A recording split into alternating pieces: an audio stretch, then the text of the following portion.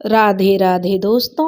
आज हम आपको सुनाएंगे एक किसान की बेटी बनी रानी।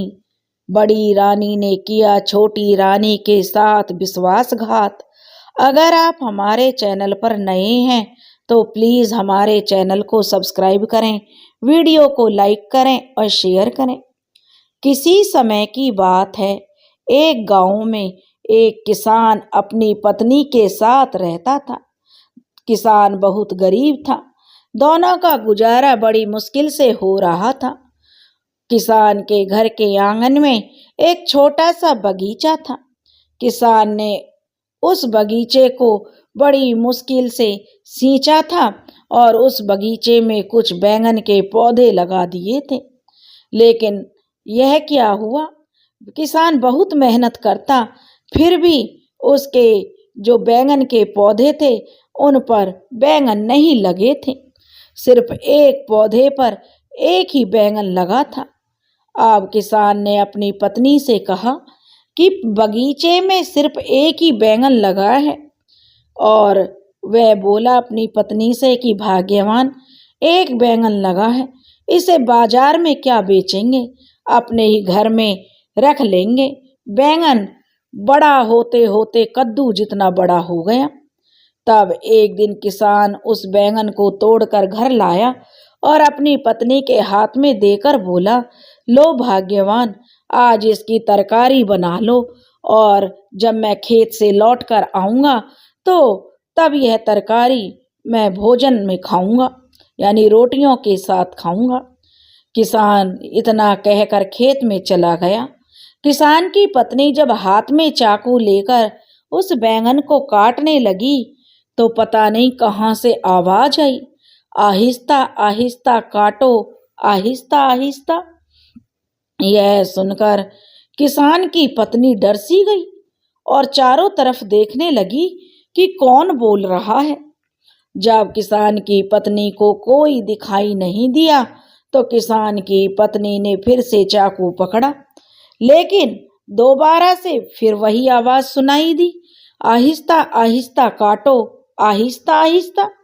अब की बार जो किसान की पत्नी थी उसने महसूस किया कि बैंगन के अंदर से यह आवाज आ रही है।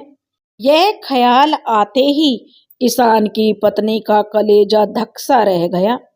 उसने बैंगन को जमीन पर फेंका और वो घर से भागकर अपने पति के पास खेत पर पहुंच गई।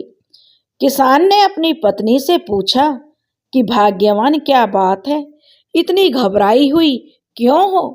वह तो कहने लगी, क्या बताऊं जी, वह बैंगन तो बोलने लगा है। किसान बोला, हट पगली, कहीं बैंगन भी बोलता है? तब किसान की पत्नी ने कहा कि मैं सच कह रही हूँ।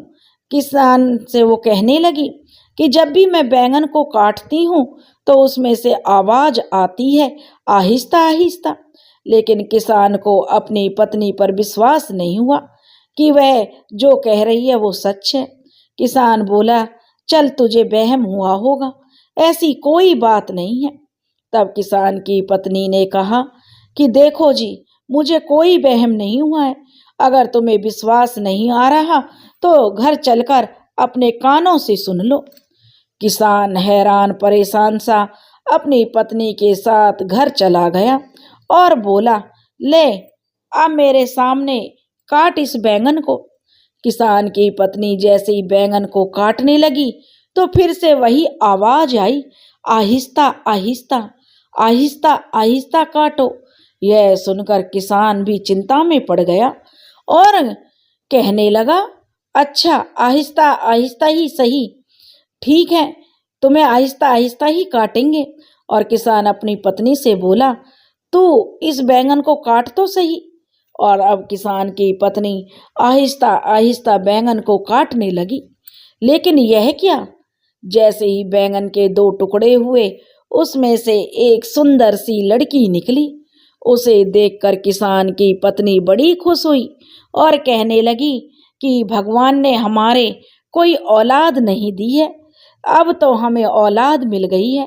मैं तो अब इस लड़की को अपनी बेटी मनाकर अपने पास रखूंगी। और इसका पालन पोषण करूंगी, और यह बैंगन में से निकली है तो इस बेटी का नाम मैं बैंगनमती रखूंगी। अब उसने किसान की पत्नी ने अपने गले से उस लड़की को लगा लिया और उसका नाम बैंगनमती रख दिया। अब बैंगनमती भी जो नई माँ को पाकर बहुत खुश थी। किसान ने कहा कि अपनी पत्नी से, बेटी तो तूने रख ली है, लेकिन इसे खिलाएगा पिलाएगा क्या? घर में तो कुछ भी नहीं है, ना दूध है और ना ही अन्न का दाना है। तब किसान की पत्नी ने कहा अपने पति से, सुनो जी, तुम उसकी चिंता ना करो, मैं अपनी बेटी को पाल लूंगी। समय धीरे धीरे बीतने लगा और समय के साथ साथ बैंगनमती बड़ी होने लगी। उसके साथ साथ बैंगनमती की सुंदरता भी बढ़ने लगी। एक दिन किसान अपने खेत में काम कर रहा था और बैंगनमती वहीं पास में अपने पिता का हाथ बटा रही थी। उसी वक्त उस राज्य का राजा जो उधर से गुजरा, क्योंकि राजा अपना भेष बदलकर उस राज्य में घूमता था, क्योंकि इस तरह से राजा को कोई पहचान नहीं पाता था और वह अपनी प्रजा का दुख सुख जानने के लिए तरह तरह के भेष बनाकर घूमा करता था। जब राजा उस किसान के खेत की तरफ गया तो वहां उसने देखा एक बड़ी ही सुंदर लड़की है, और उस बैंगनमती को देखकर राजा उस पर मोहित हो गया, उसकी सुंदरता पर मोहित हो गया। तभी उसने पास से गुजरते हुए एक व्यक्ति से पूछा कि जो यह लड़की इस किसान के साथ काम कर रही है, यह कौन है? तो उस आदमी ने जवाब दिया कि भैया, यह इसी किसान की बेटी है। राजा यह सोचते हुए कि वह बैंगनमती से विवाह करेगा और अपने महल पहुंच गया। महल में पहुंचकर जो राजा ने किसान को बुलावा भेजा। जब सैनिक किसान को बुलाकर महल लेकर आया तो राजा ने किसान से कहा, किसान भाई, आज जब तुम खेत पर काम कर रहे थे तो एक लड़की भी वहां पर मौजूद थी, वो कौन थी? किसान हाथ जोड़कर कहने लगा, महाराज, वह एक तरफ से मेरी बेटी है और नहीं भी है। इसका राजा कहने लगे, इसका क्या मतलब हुआ? तब किसान ने सारी कहानी राजा को बता दी।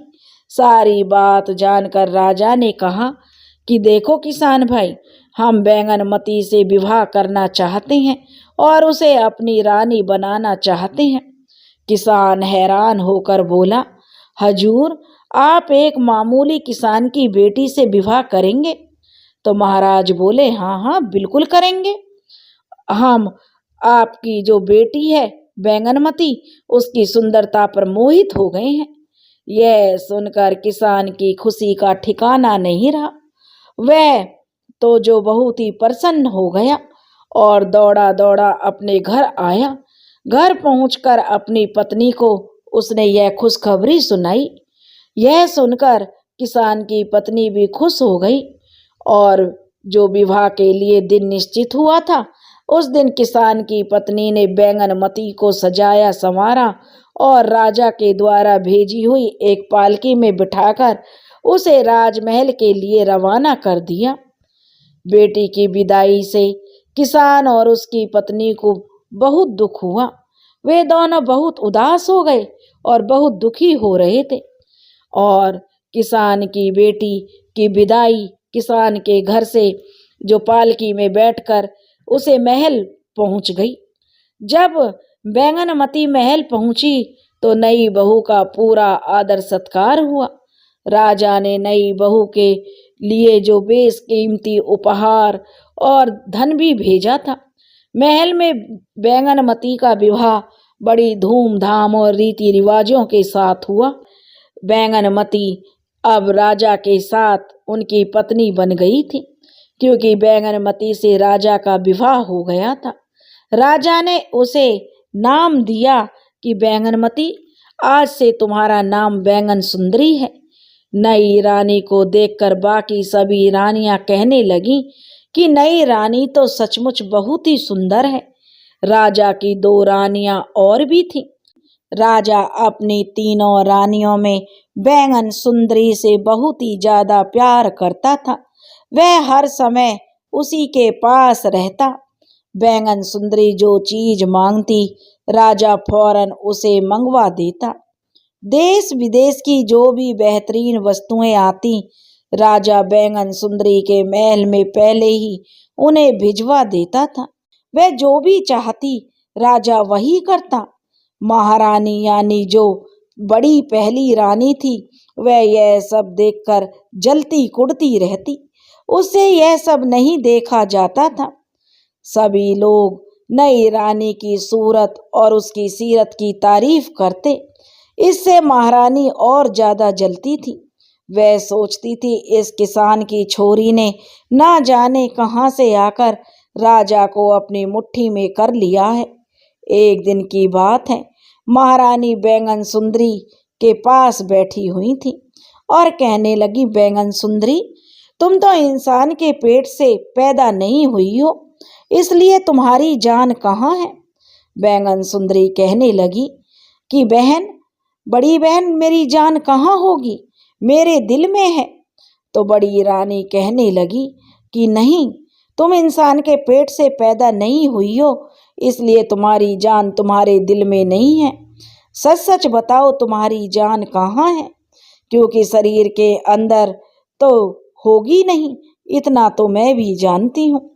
बैंगन सुंदरी कहने लगी, अग दीदी, ऐसी कौन सी बात आन पड़ी है जो तुम्हें मेरी जान की पूछने की पड़ी है। तो बड़ी रानी कहने लगी, अरे नहीं नहीं बैंगन सुंदरी, मैं तो वैसे ही मालूम करने की कोशिश कर रही थी। भला मुझे क्या जरूरत है, मैं तो ये सोच रही थी कल को कोई तुम्हें नुकसान ना हो बहन। तो छोटी रानी बैंगन सुंदरी कहने लगी कि रहने दो दीदी, इसे जानकर तुम क्या करोगी, भला मेरा नुकसान कौन करेगा। महारानी बोली, तो क्या तुम्हारी जान तुम्हारे शरीर में नहीं है।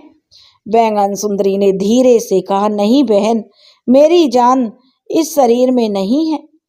तब बड़ी रानी कहने लगी, तो बैंगन सुंदरी, बात छुपाने से क्या होता है, असल बात तो अब खुल ही गई है। अब तुम बता दो तुम्हारी जान कहाँ पर है। बहन, यह बात मैं किसी को नहीं बताऊंगी। बड़ी रानी कहने लगी, बैंगन सुंदरी, अपनी बड़ी बहन को बताने में भला क्या हर्ज है। बैंगन सुंदरी कहने लगी, दीदी, यह बात मैं अपने परिवार, क्या घर परिवार, अपने सगों को भी नहीं बता सकती। यह बात मैं किसी को नहीं बताऊंगी। बड़ी रानी भी कहाँ पीछा छोड़ने वाली थी। वह तो बैंगनमती के पीछे हाथ धोकर पड़ गई। सोते जागते, खाते पीते, उठते बैठते बैंगन सुंदरी से बस यही बात पूछती रहती। इस तरह से धीरे धीरे 1 साल बीत गया। दिन रात वही सवाल सुनते सुनते छोटी रानी बैंगन सुंदरी बेचारी उकता गई और आखिर तंग आकर एक दिन उसने बड़ी रानी को बता दिया कि अच्छा, किसी दिन मैं तुम्हें बता दूंगी दीदी। और महारानी ने हंसकर कहा, बैंगन सुंदरी, याद रखना, तुमने वादा कर दिया है और रानी होकर झूठ नहीं बोलना। यह बात सुनकर बैंगन सुंदरी सोच में पड़ गई। वह सोचने लगी, आज मैंने बिना सोचे समझे यह क्या कह दिया। अब तो बड़ी रानी को यह राज बताना ही पड़ेगा कि मेरी जान किस चीज में है। अगर नहीं बताऊंगी तो मैं झूठी बन जाऊंगी। अब मैं क्या करूं। छोटी रानी बैंगन सुंदरी राजा को अपने महल में बुलवाया और कहा, महाराज, अगर मैं मर जाऊं तो मेरी लाश को जला मत देना। राजा ने उसके मुंह पर हाथ रखते हुए कहा, चुप हो जाओ बैंगन सुंदरी, ऐसी बातें मत करो। तो बैंगन सुंदरी कहने लगी, नहीं महाराज, मेरी सारी बातें ध्यान से सुन लीजिए। अगर मैं मर जाऊं तो नगर के बाहर एक महल बनाकर मुझे पलंग समेत उसी नए मकान में जो रखवा दीजिए। मकान के अंदर एक सुंदर बगीचा लगवा देना और एक कुआं भी खुदवा देना। मकान के चारों तरफ ऊंची ऊंची दीवार उठा देना जिसमें कहीं अंदर जाने आने का रास्ता ना हो। राजा ने यह बात काट कर कहा, रानी तुम चुप करो, यह बातें अपने मुंह से मत बोलो। और रानी बोली, हाँ महाराज, अभी मैं चुप हो जाती हूँ, बस एक आखिरी बात और सुन लीजिए। उस मकान में बहुत सा अनाज, दाल, तेल, चीनी वगैरह वगैरह सब रखवा देना, जो जरूरत की चीजें होती हैं। राजा ने कड़क कर कहा, तुम चुप रहो बैंगन सुंदरी। बैंगन सुंदरी चुप हो गई, और क्योंकि बैंगन सुंदरी माँ बनने वाली थी और बड़ी रानियों के कोई भी संतान नहीं थी, इसलिए बड़ी रानी बैंगनमती से और भी ज्यादा नफरत करने लगी थी। और कुछ दिन बीते और एक दिन बड़ी रानी ने बैंगन सुंदरी से कहा, छोटी रानी तुमने बताया नहीं, तुम्हारी जान कहाँ पर है? बैंगन सुंदरी बोली, क्या बहन, सचमुच बताना ही पड़ेगा। बड़ी रानी ने कहा, बैंगन सुंदरी तुमने वादा किया था, अब अगर तुम नहीं बताओगी तो सचमुच तुम झूठी कहलाओगी और मैं सबको बता दूंगी कि तुम झूठ बोलती हो।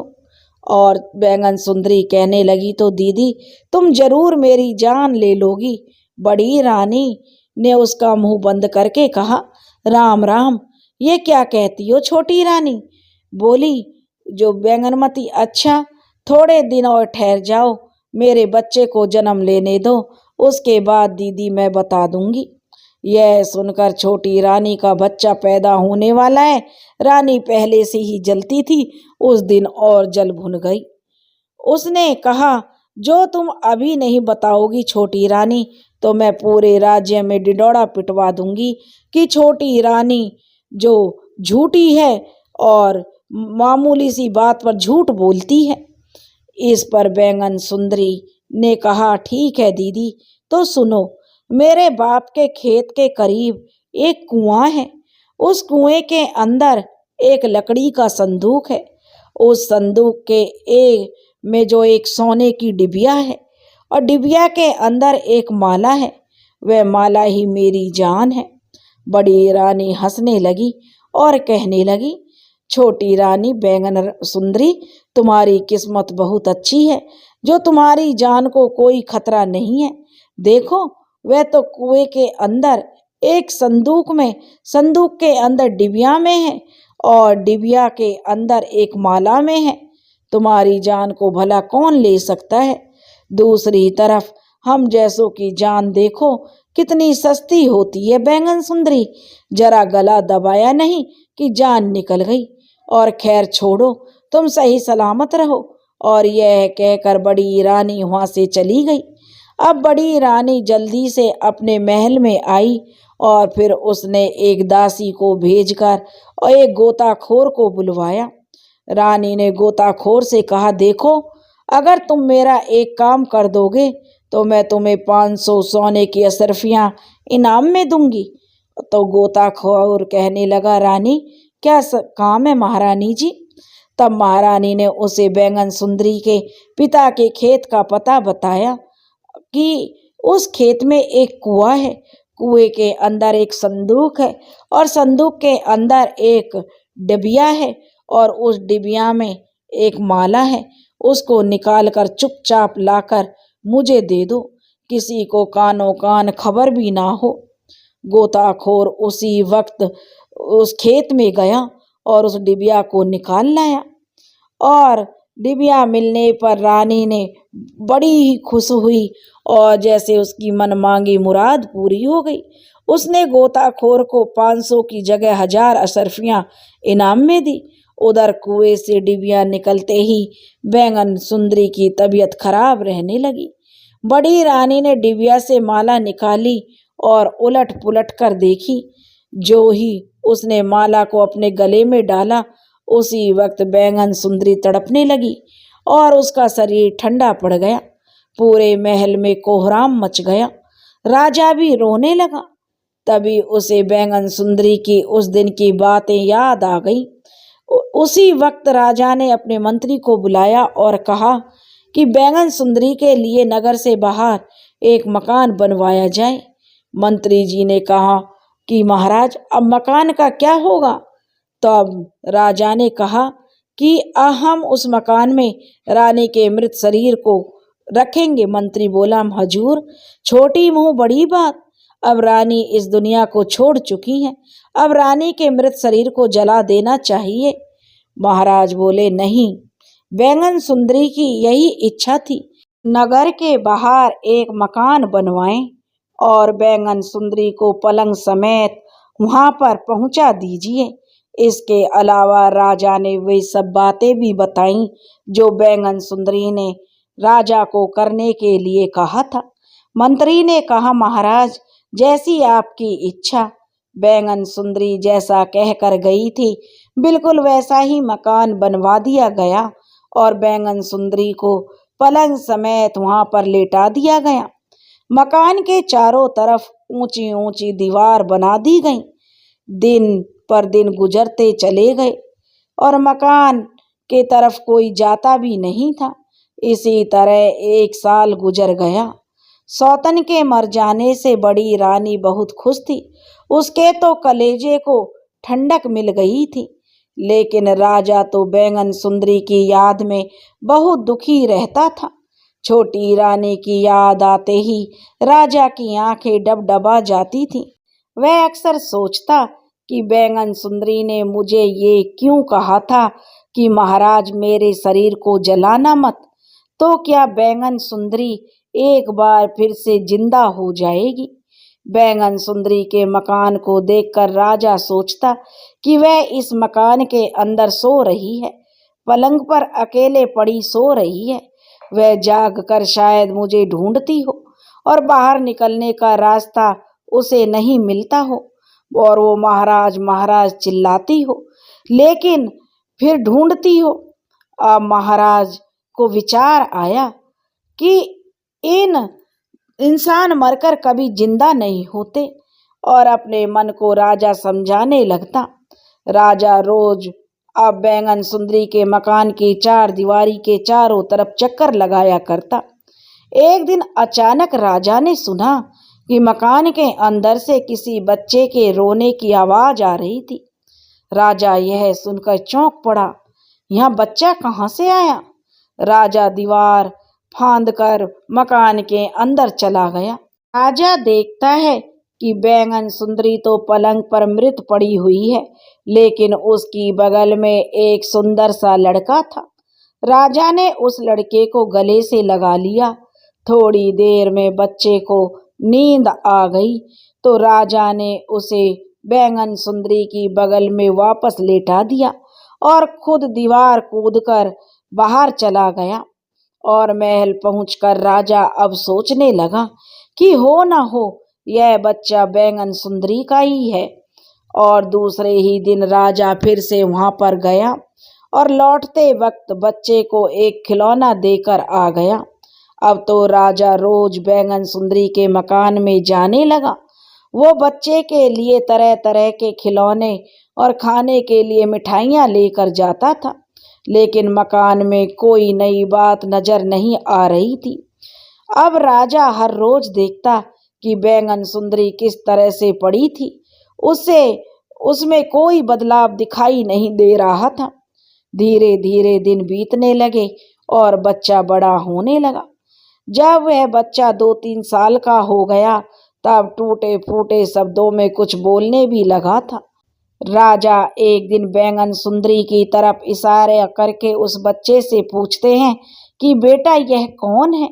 तब वह बच्चा कहता है, माँ। राजा ने कहा, बेटा तुम्हें खाना कौन खिलाता है? तब बच्चे ने इशारा करके कहा, माँ।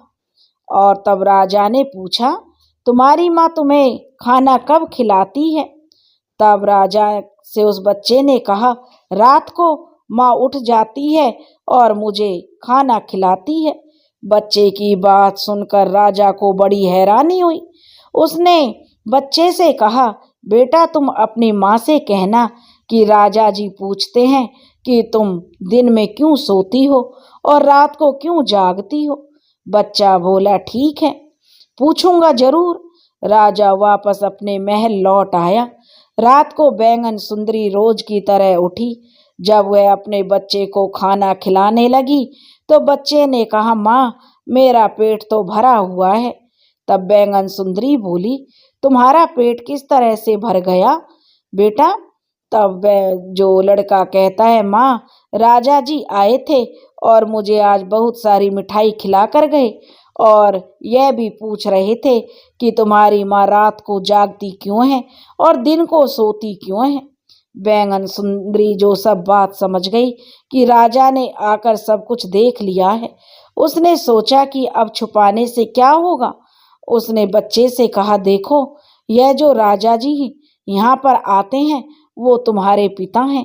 आज तुम महाराज के पैर छूना और कहना, महाराज माँ की जान जिस माला में है वह बड़ी रानी के पास में है।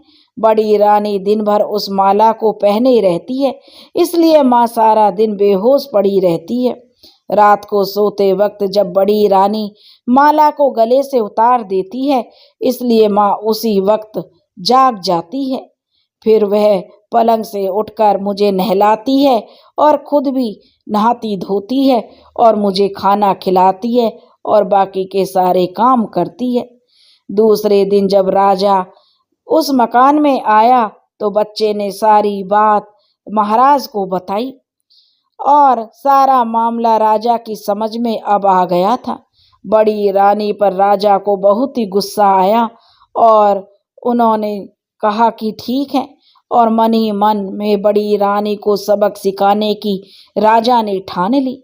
और महल में जाकर राजा ने बड़ी रानी से कहा, रानी हमारे मित्र का एक बेटा है, बहुत ही प्यारा बेटा है, मैं उसे बहुत ही प्यार करता हूँ, मैं उसे महल में लेकर आना चाहता हूँ। बड़ी रानी ने कहा कि महाराज बच्चे तो मुझे भी बहुत पसंद है, आप उसे जरूर लेकर आइए।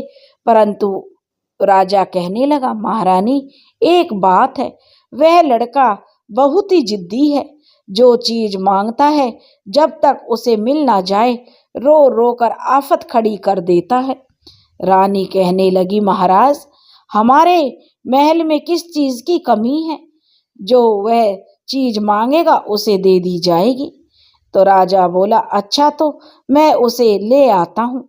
यह कहकर राजा बैंगन सुंदरी के मकान में गया और अपने बेटे से कहने लगा, जब रानी तुम्हें गोद में ले उसी वक्त उसके गले की माला पकड़ लेना और जोर जोर से रोना शुरू कर देना। जब तक रानी तुम्हें वह माला ना दे दे तुम रोते ही रहना। इस तरह से समझा बुझाकर राजा लड़के को बड़ी रानी के पास महल में ले आया और बड़ी रानी ने उस बच्चे को बड़े प्यार से अपनी गोद में ले लिया और बोली, लड़का तो बहुत ही प्यारा है। अब लड़के को गोद में लिया तो उसी वक्त लड़के ने रानी के गले में पहनी हुई माला पकड़ ली और जोर जोर से रोने लगा, कहने लगा, मुझे यह माला चाहिए। अब रानी उसे बहलाने फुसलाने की बहुत कोशिश करने लगी, तरह तरह की मिठाइयाँ उसे खाने के लिए दी और बहुत सारे खेल खिलौने भी उसको दिए, लेकिन वह किसी भी तरह से बच्चा मानने को तैयार नहीं था। तब राजा ने उदास होकर रानी से कहा, रानी दूसरे के बच्चे को क्यों इतना रुलाती हो, आखिर वह मांगता ही क्या है। रानी ने जवाब दिया, महाराज यह बच्चा मेरे गले की माला मांगता है। तो राजा ने कहा, तुम दे क्यों नहीं देती रानी, यह माला तो मैं और भी आपके अच्छी अच्छी महंगी माला दिला दूंगा। रानी कहने लगी, मैं इसे किसी को नहीं दे सकती राजा साहब, यह माला बच्चे को मैं नहीं दूंगी। राजा साहब बोले कि रानी दे दो बच्चे को, तुम्हें इसी तरह की मैं दूसरी माला ला कर दे दूंगा, यह माला ही तो है।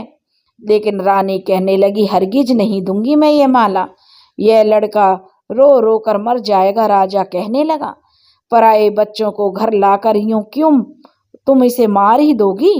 बच्चे का रोना देखकर रानी को भी अब उस पर दया आ गई और सोचने लगी, छोटी रानी तो अब मर ही चुकी है, थोड़ी देर के लिए यह माला मैं बच्चे को दे देती हूँ और इससे क्या है, इससे थोड़ी खुशी मिलेगी।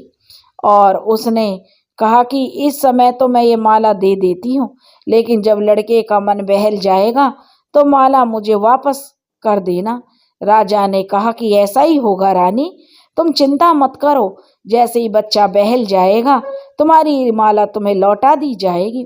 रानी ने माला निकालकर उस बच्चे को दे दी। राजा लड़के को लेकर महल से बाहर चला गया और फिर उसने चुपचाप अपने मंत्री को बुलाया और बैंगन सुंदरी के मकान की 4 दीवारी को तोड़ने का आदेश दिया। मंत्री ने ऐसा ही किया।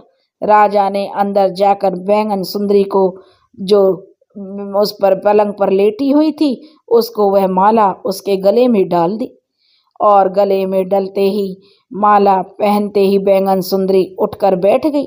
राजा ने बैंगन सुंदरी से कहा, अभी 2-4 दिन के लिए तुम यहीं पर रहो, बाद में मैं तुम्हें महल ले जाऊंगा। उस रात राजा जब राजमहल में पहुंचा तो बड़ी रानी ने पूछा, महाराज आप इतनी रात गए कहाँ पर गए थे? तब राजा ने कहा, महारानी मैं अपने सेनापति और मंत्रियों से सलाह मशवरा कर रहा था। क्या सलाह मशवरा कर रहे थे? रानी महाराज से पूछने लगी। तब राजा कहने लगा कि महारानी अब जो हमारे देश पर एक दूसरे देश का राजा आक्रमण करने के लिए तैयारी कर रहा है और इसलिए मुझे तुम्हारी बहुत ज़्यादा चिंता है। तुम्हारी सुरक्षा को देखते हुए हमने यह तय किया है कि तुम्हें छुपा कर कहीं रखा जाए जहां पर तुम सुरक्षित रह सको, और जब यह युद्ध समाप्त हो जाएगा तो हम तुम्हें सुरक्षित निकाल लेंगे। युद्ध के नाम से रानी कहने लगी, राजा साहब मुझे तो बड़ा डर लगता है।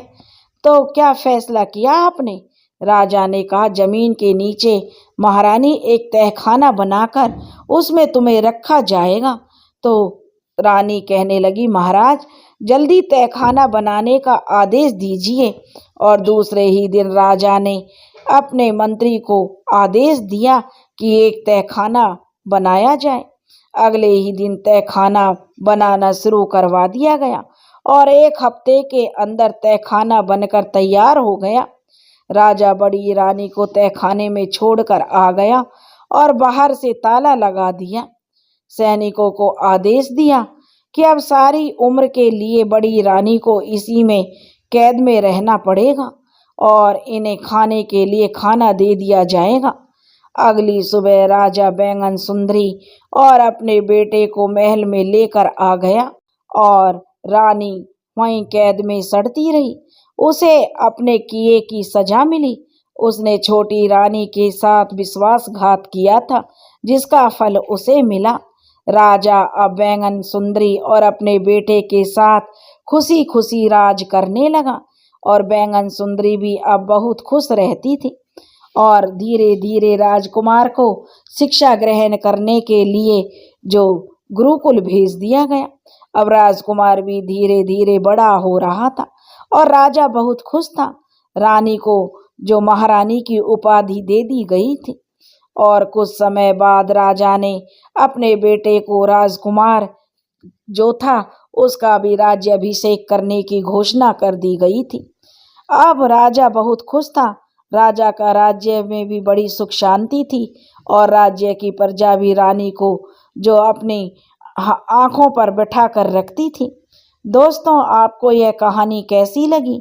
अगर आपको यह कहानी पसंद आई हो तो कमेंट्स करना ना भूलें, हमें बताएं। और अगर आप हमारे चैनल पर नए हैं तो प्लीज़ हमारे चैनल को सब्सक्राइब करें, वीडियो को लाइक करें और शेयर करें। राधे राधे।